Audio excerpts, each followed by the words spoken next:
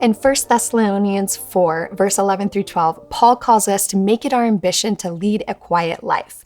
And the top half of the verse is incredibly important, but I also think the second half is really important. Let me read you the whole verse.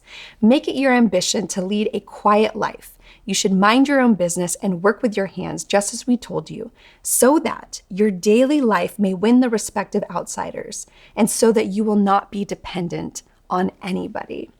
Recently, I was with a group of our second-year Thrive College students, and they're in just this crossroads moment of life where they're trying to figure out what is next. And I went around and I asked them this question: if there was one thing that God could clarify for you, what would it be?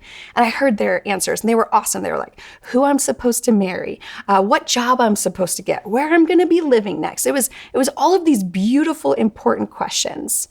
And I told them at the end of the retreat that I hope God clarifies all of that. But there's one thing that I would love for God to clarify for each of them as they're leaving this experience of Thrive College, a discipleship environment where they've been raised up to be leaders in God's kingdom. I said, what I want God to clarify for you is who you will disciple after Thrive College. You see, Paul calls us to live this quiet life, not this Instagram-worthy life, but this quiet life. Why? So that we may win the respect of outsiders.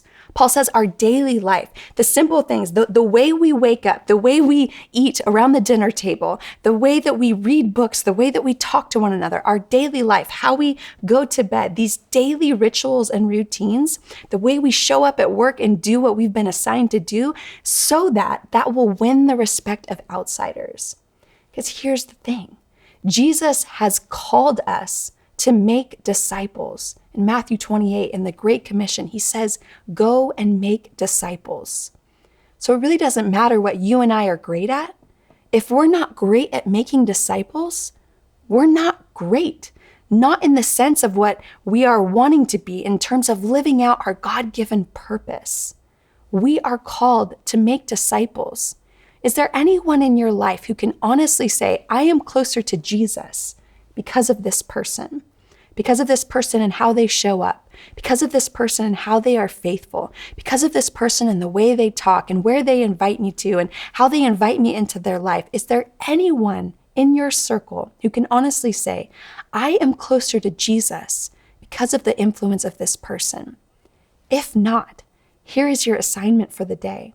Spend some time asking Jesus to clarify for you who he wants you to disciple, who he wants it to make just a little bit easier to know Jesus and to follow him, because that is your assignment. All of this daily life stuff, it is to win the respect of those who do not yet know Jesus, so that one day they can know Jesus.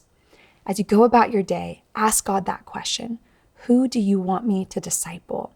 And then make a plan and start to live your every single day life, waking, making yourself a cup of coffee and praying for that person, pulling in to your work spot and looking for an opportunity to encourage that person, and maybe one day even share the love of Jesus and what he's done in your life. Make that your ambition, and let's see what God does.